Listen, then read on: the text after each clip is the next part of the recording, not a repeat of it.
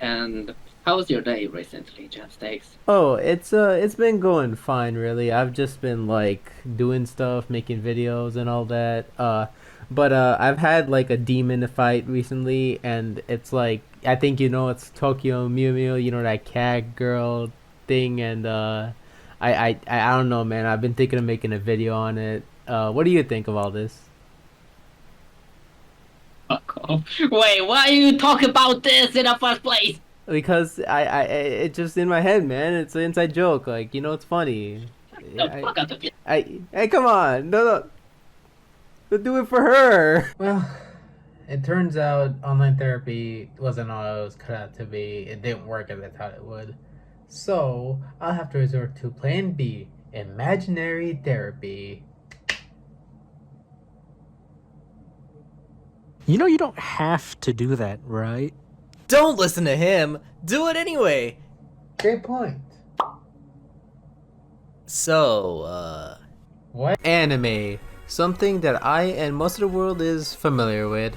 Personally, I don't really keep up with it these days, but I did watch it though, because as a kid, oh my god, I could go on for like hours about the shit I watched. Most of the Pokemon series, Beyblade, Doraemon. Fine, I'll get to the cat shit. So, anime has a lot of different genres. One of the more popular ones, or one of the popular ones at least, being the magical girl genre. And I never understood this genre, and it's not like I hated it. You don't count. But I don't know, man. I could just never get into a concept, which is probably because I'm not the target demographic, which yeah, makes sense. But it's probably because the whole look and everything just doesn't appeal to me, while something like Power Rangers, which is a series I fucking ate up a lot as a kid, it's pretty much the same thing as Magical Girls, except I don't really see vehicles combined to form like a giant mech indie show, so maybe if they had those it'd be peak. It doesn't also help that they usually have romance as the focus, and well, given the kind of person I am, it's obvious this just wasn't meant to click with me. And then this stupid dub came in and ruined everything.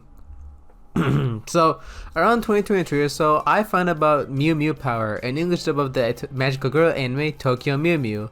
And given its genre, I was just ready to ignore it and move on, but I learned that this dub was done by 4Kids, and if you don't know, 4Kids was a dubbing studio that was rather infamous for their censored anime dubs.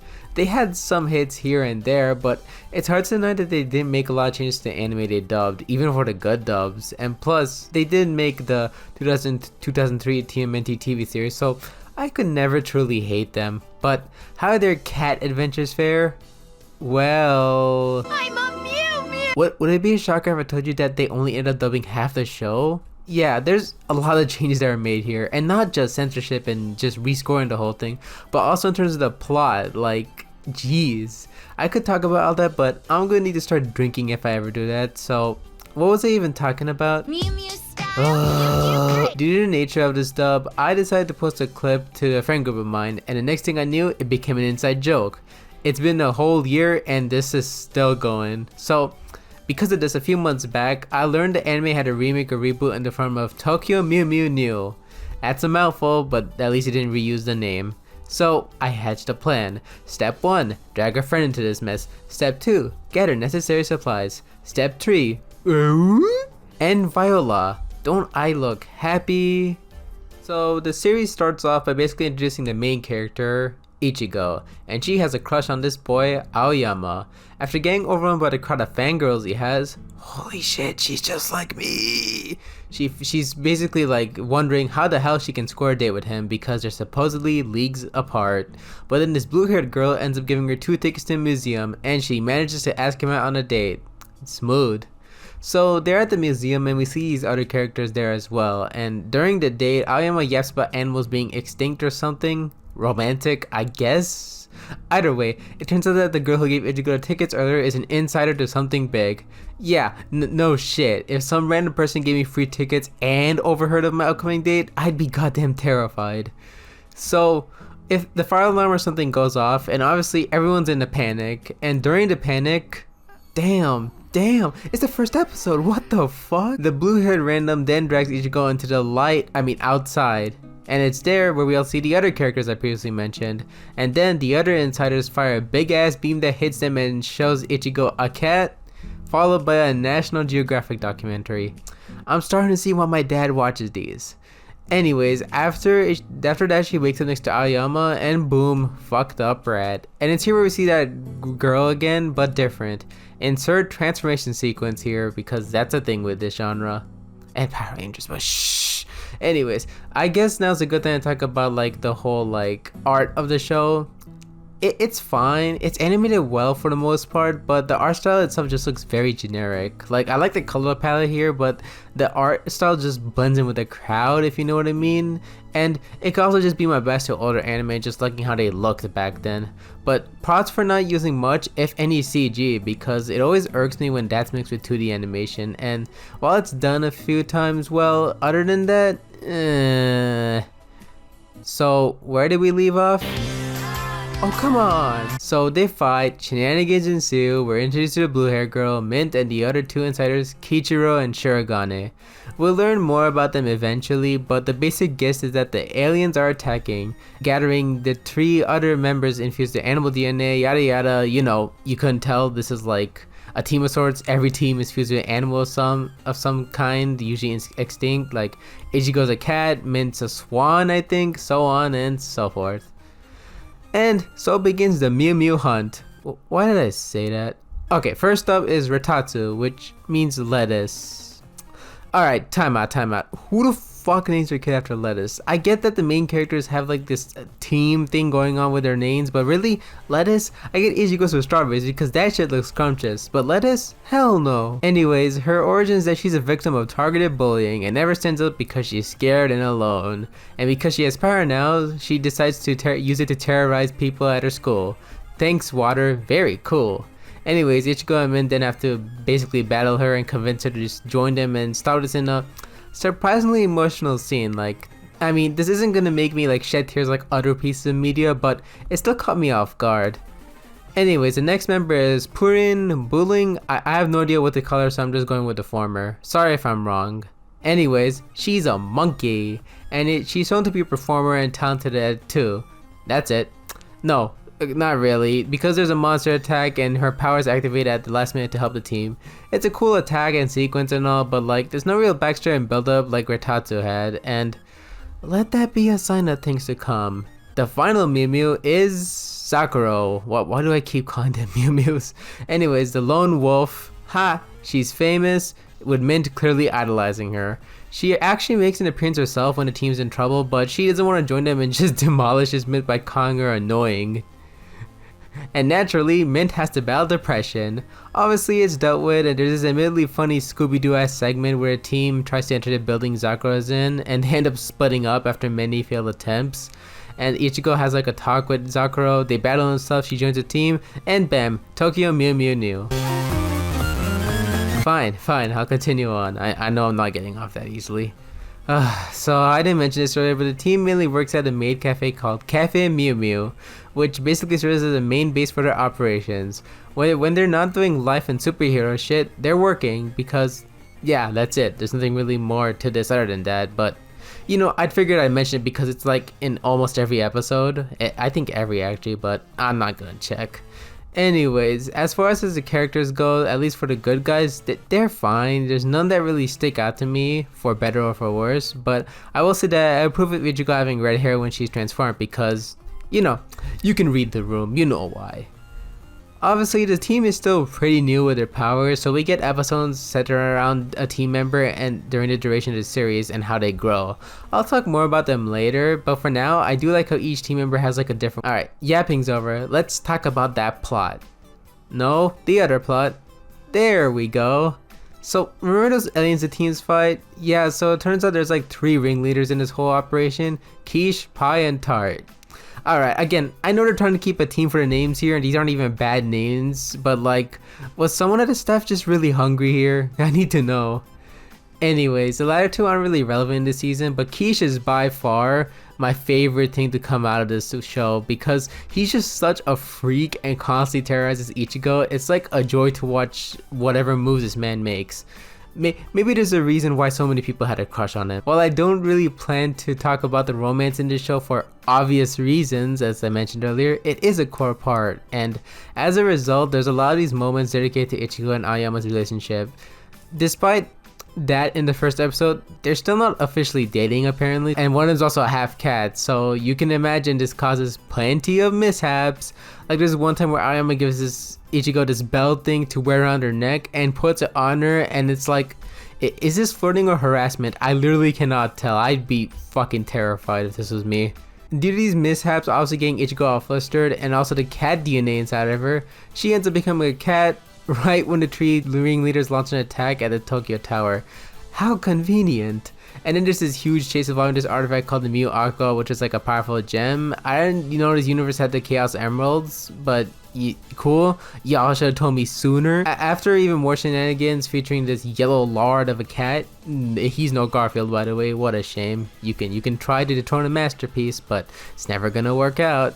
Anyways, it turns out Sharingan is like also a part cat, and due to like Ichigo's problem is a kiss, and I was fucking terrified this is gonna be like a love triangle drama thing, but it never goes there, so holy shit, thank god.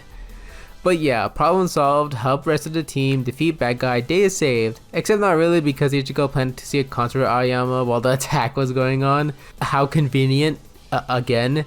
And so, in the goddamn rain, she literally just runs off without like any jacket or sort. Sappy romance ensues while equally sappy song plays, and that ends season 1.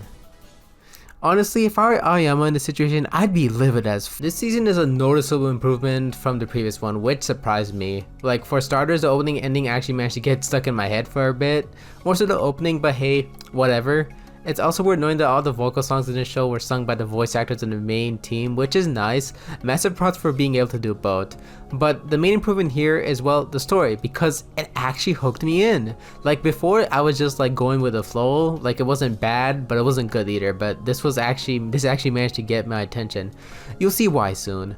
I also noticed that the animation had improvement, but I can't really put into words where. It just looks better to me. But then again, given my art, you should have expected my knowledge to be non-existent regarding this topic.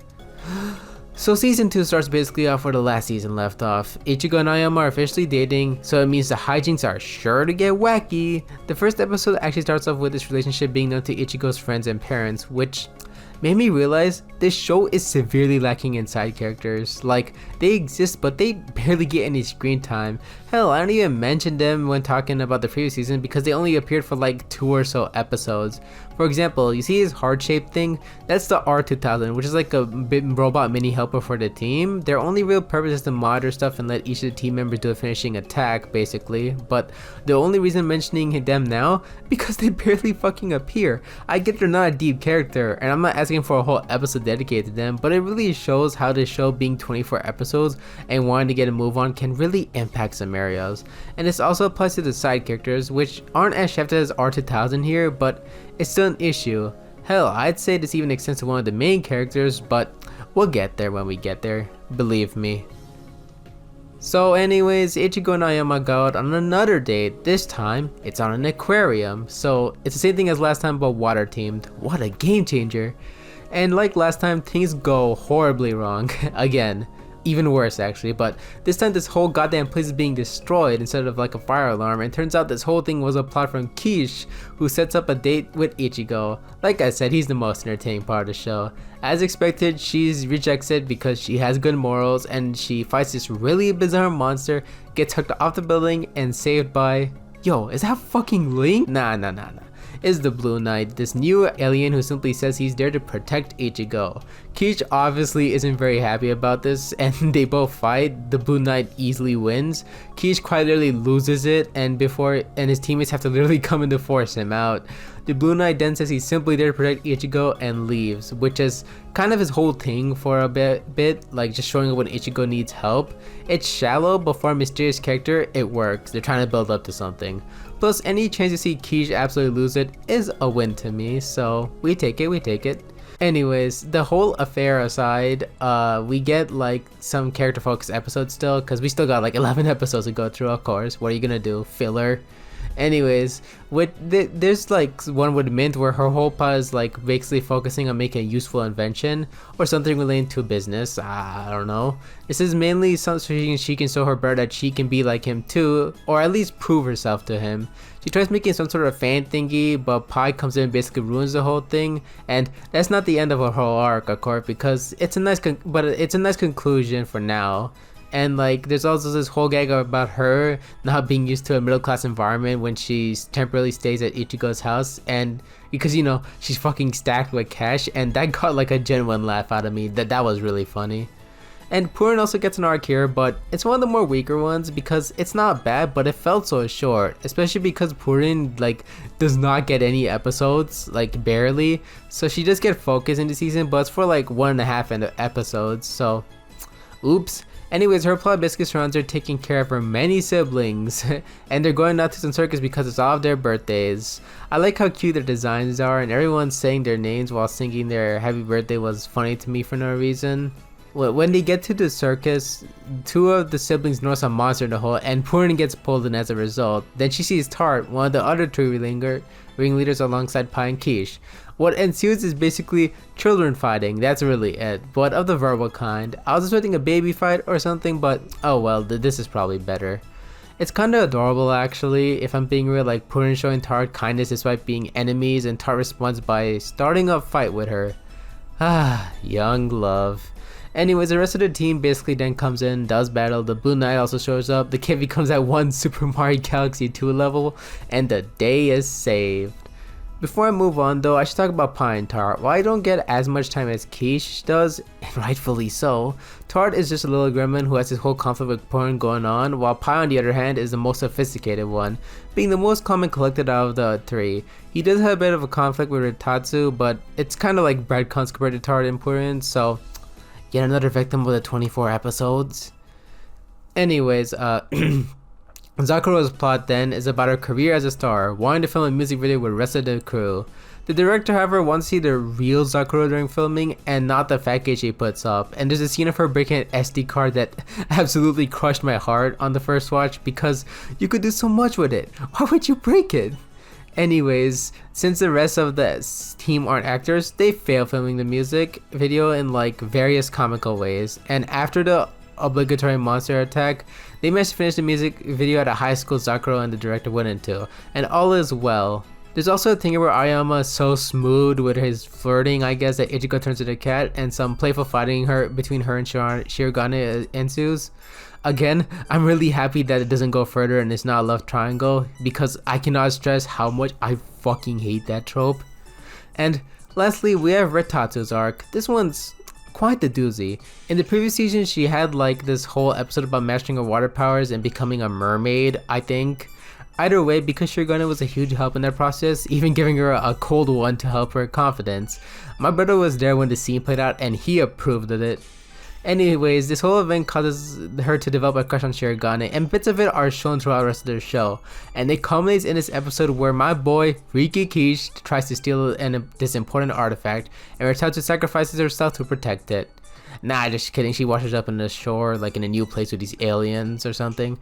And she basically has to, like, she ends up reuniting these two lovers with the lovely help of her water powers. And after all is said and done, she confesses to Shirogane and gets rejected. Friend zoned, if you will, and Zakuro comforts her as she cries about it. And then things are back to normal. I'm gonna be real, I was expecting this whole plotline to be dragged out for the sake of drama or have them fight, but no, the show instead opts for something I don't see most shows do with romance, and that has it rejected and accepted and move on, which I think a lot more shows should do. Like sometimes a crush is just that, a crush, you know, confessing isn't always gonna end up with both people getting together, and that's something I think younger kids should be able to learn. Wait a minute, why am I talking about romance? I'm a Sonic fan, I don't get any bitches. We also get a backstory for Shirogane and Kichiro. Apparently they're living a happy life, and then a fire broke out and they're left parentless. Is this Tokyo or California?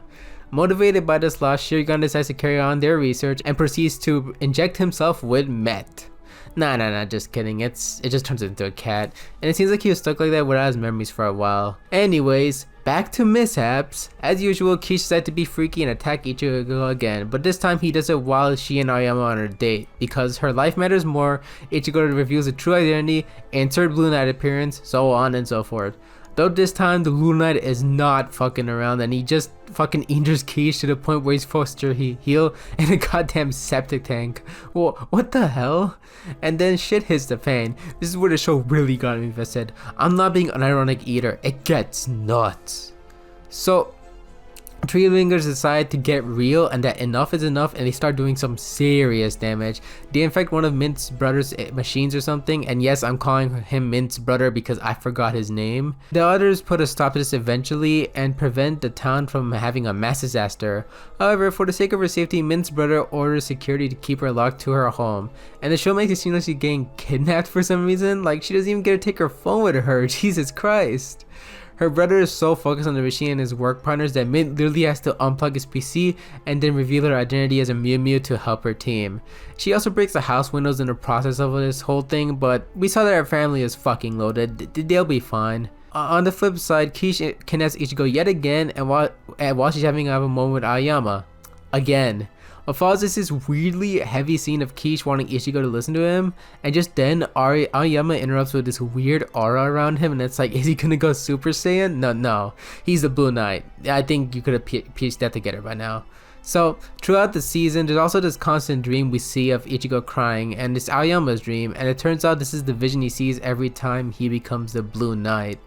And yeah, he was unconsciously doing all that shit. That's very impressive. Holy cow. Anyways, he is conscious this time, so he and Kish duke it out once again. He obviously wins, but Kish, the absolute madman, drops a bombshell and calls him his boss, followed by Tarta and Pai while they kneel to him. And this sends Aoyama, Blue Knight, whoever the hell he is, into a crisis. Mental damage. The rest of the team and the ringleaders proceed to do battle, with the Blue Knight joining in, and Kish truly showing why he's the best character in this whole show. Literally has Ichigo get hurt, like targeted, and then taunts the Blue Knight for failing to protect her. And he has a goddamn meltdown and transforms into the real big bad of the show, Deep Blue. Get it? Cause his like outfit's deep blue.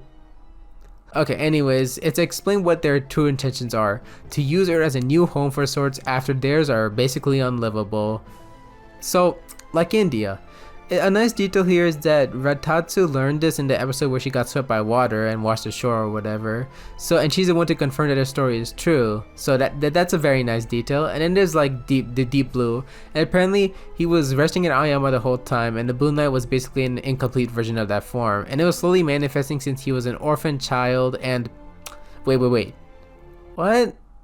Yeah, so this just comes out of nowhere. Like, not the whole Blue Knight is Deep Blue part, since it was hinted at various times throughout the show. Hell, even in the first season, there's a couple moments where Aoyama shows to be jealous when it comes to Ichigo, and I can kind of understand how the Blue Knight is a manifestation of his good intentions, while the Deep Blue is a manifestation of the bad intentions or something, but it's never explained how Deep Blue exactly got inside Aoyama. And did I mention the whole orphan thing? Because this is the only time this is brought up, near the end of this series. We never got a single episode dedicated to Aoyama's like life or backstory, and sure, it likely wouldn't have been enough time, but it's still better than just dropping near the goddamn end. You know, one episode or even half episode could have done something. I'm reading way too much into this, man. Holy crap. Anyways, confusion aside, the Deep Blue decides, is shown like he's not screwing around and quickly deals with the team alongside his lackeys, and they combine their attacks to defeat Deep Blue, but Ichigo jumps in, tanks the hit, and proceeds to friendly fire on our entire team in the name of Aoyama. It's done in this really cool black and white style, and it's probably done to save time and money, but I don't care. This looks cool as hell. Fuck that. Young love. Ichigo then also loses it because she basically defeated her whole team and let the bad guys win, or more like help them, whatever, and Shirogane comes at the last minute to save her. And we get the depression segment where everyone is fucking depressed at their lowest point. Deep Blue's preparing the final steps to complete his plan and makes the announcement via telepathy because he's cool and he doesn't give a fuck. And then all the heroes are like at a low point, as I said before. They don't give up because this show is targeted at kids. If you want to see a bad ending of sorts, there's other sources. Anyways, everyone's camping at like the destroyed cafe, and it's a oddly nice scene. Like, yeah, I know it's a low point, everyone's depressed trying to process everything, but it's nice. Like, they just have this little comfort in like what looks like the end of the town or whatever. Basically, it's like a small light in the dark, in the end of the dark tunnel, you know. Anyways, Ichigo's been absolutely zoned out ever since she came to, and it results in these frames of her that shouldn't be funny, but they are to me. Min tries to confront her, she loses it, she gets slapped, and her shit talked to. Yay! Friendship! Though, when Ichigo cries, it kinda sounds peculiar to say the least. Anyways, with their spirit restored, they get wings and fly to Deep Blue's base like it's Super Mario 64. And the frame this episode ends on is comedy gold. Look at it. Like, I legitimately lost that as one image for like a solid 5 minutes. It's amazing. This is the stare I give to someone when they're being mewphobic. You know, I should walk outside more often. It's the final stretch. While Ichigo runs off to confront Deep Blue, everyone else is fighting. Ratatsu versus Pai, Purin versus Tart, and Minton Sakura versus giant monster thingy. Does it even have a name? I don't remember.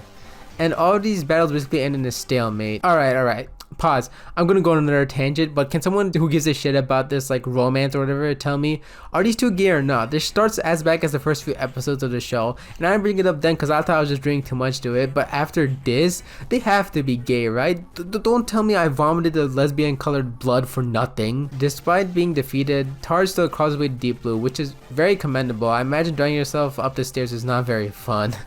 Going back to Ichigo, she confronts Deep Blue and she obviously doesn't want to fight because, you know, that's her fucking boyfriend she loves. So my boy Kish decides he's gonna do it himself and starts throwing hands with his boss. Or is it throwing weapons? Whatever. Predictably, he loses, fucking dies, kisses Ichigo because of course he does. Even at death, he's still a freaky bitch and I love him for it. And then Deep Blue proceeds to choke Ichigo out, which, oh my god, this shit gets intense in the last few episodes. Jesus. Aoyama interrupts and tries to stop all this, but it doesn't work out. And then there's a Mew Mew Aqua inside Aoyama, which I'd complain about, like I did this whole orphan thing, but I'd be saying the exact same thing, so you get the idea. Regardless, a power struggle begins between the two, and it seems it isn't gonna end well, but then Ichigo and Aoyama make a long speech about how they don't have to fight and work together. Deep Blue actually considers this for like a moment, but Pai sees this and he's like, he doesn't want all their plan to go to waste because obviously I get that. So he fucking stabs Deep Blue, and I know I've been glazing quiche this whole entire video, but this one moment made Pai my second favorite character. What a fucking Chad. Why did I say Chad? I'm keeping that in, but why did I call him that? Okay, whatever. Anyways, this stab basically causes the portal thing to open, and the plan actually succeeds. But thanks to the power of magic and love, Ichigo and Aoyama manage to spread bubbles or some shit to the alien worlds, and it fixes their problems. The power of love is quite a tool. I mean, Ichigo would know, she team killed with that shit. And with that, the entire conflict is over. The aliens return to their now livable homes, and the rest of the characters return back to the cafe. But at a cost. Aoyama didn't seem to make it. Nah, I'm just kidding. Of course he makes it. What do you think? Once again, look to other sources for a bad ending. Not that one. Wrapping it up, about a month or so after the whole ordeal, or you know, the whole incident, the gang throws a send-off party for Aoyama, who's studying abroad. The team also disbands because, well, there's no more aliens to fight, so they could be vigilantes and fight crime or some shit, but that'd probably be very stressful. Have you seen the shit Spider-Man goes through? After seeing Aoyama off, we get another intro song, which this show has plenty of, especially considering it's only 24 episodes long. The similarities just don't stop. Anywho, we get a montage of where the characters are now, basically doing their regular routines, being happy. We see Tart reading a letter from Ratatsu, Quiche picking strawberries on the farm and calling them his favorite, which, for being his last scene on the show, that's fucking wild. Min also started her own company, and the logo oddly reminds me of the Twitter logo. This was a sign. And also Tart basically freeloads in Purin's house, which is adorable, I guess. Nice. Still the cutest part of the show, I guess. Ichigo runs into the sun, and we get a post-credits scene of the team ready to work at the cafe, because that's how they bond, I guess, working minimum wage job. And that's Tokyo Mew Mew New. Holy shit, I did it! So what did I end up thinking of the show? I'd say it's pretty solid, honestly. Like, yeah, I'm not really sold on the magical girl genre, and I still have no plans to really watch any other anime in the genre, but the show is short and it gets to the point fast, so you know, it's not much of a waste of a time for me. And I also really like how like there's the lack of like any sexualization on the show, because I expect it from the absolute lowest of humor when it comes to anime manga with female main characters. Trust me, I would know. And like I said earlier, this show gets really interesting by the last few episodes. It's nothing I'd call amazing, but I'm still surprised things even went this far. Like, I guess I just assumed this would be a dumb, kiddie, lovey-dovey show, and I'm not fully wrong with the latter, considering a good chunk of the show is focused on a single relationship, but it's not like it completely ruined my experience. I simply just don't care for romance, and this show doesn't have any moment where I wanted to gouge my eyes out. It doesn't stop some scenes from making me raise my eyebrows though. Like, what kind of gift is a collar? What the fuck? Even with its praises though, this show clearly suffers from being too short. Like, you know, I know I was praising the show for being short, fast, to the point, but I think a couple more episodes could have really helped the show. The side characters could have had more of a role and actually make the world feel like a world, because as it is right now, a lot of the show's world just feels rather empty because we only ever see the same few characters, with the occasional new one here and there. But the biggest victim of this would be Ayama's whole origin, because until like the last few episodes, we don't even learn about its origin and about him being an orphan, and the whole the Mew Aqua is inside him thing too, cause what the hell, that wasn't brought up to the last episode. It doesn't even ruin the whole show for me, because like, it just takes it a step down, because you don't just bring up an important plot point like that in the last episode. Was the writer rooms in flame or something during the last few episodes? Despite that, I still think the last few episodes, or rather last arc, is the real highlight of the show. I was actually enjoying the show during these parts. Where did the maid outfit come from? Rambling aside, I would actually recommend this show. Kinda. It depends, really. If you're someone interested in the genre, then I would say you could give it a go, given it's a perfectly solid series that's not very long. At least for someone like me, who hasn't watched a magical girl anime prior. Or at least, you know, a good one, I guess, whatever. But if you're like someone not into the genre like me, then no, not really, because I did think this was solid, but I only really watched this because I had a friend who actually gave a shit about the original series and was watching with me. That, and for the sake of an inside joke, which is also why I made this video. I can't leave. Okay, clap those hands. Wow. Who's singing?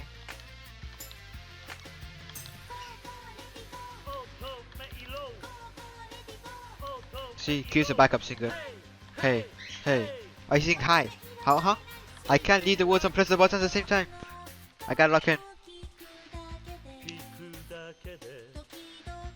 This is the easiest karaoke, I'm telling you, I'm the best. Wow, that guy fucking sucked. Well, anyways, now that we're done with that bullshit, we're gonna get right into the good shit now. Here's Nubby's Number Factory, a game that's about the complicating, intense structure of numbers and how they interact with the world around us. You can really gather a lot from a game like this, and actually right now I might be like probably the best player in the world at this game. Look at the pants, I'm so good. I'm the best player in the world. Sneaky snipers, fuck it, just fucking go crazy. The pants are carrying this run. The pants are what you need to invest in. Invest in pants right now. You need to invest in pants or you will fucking die.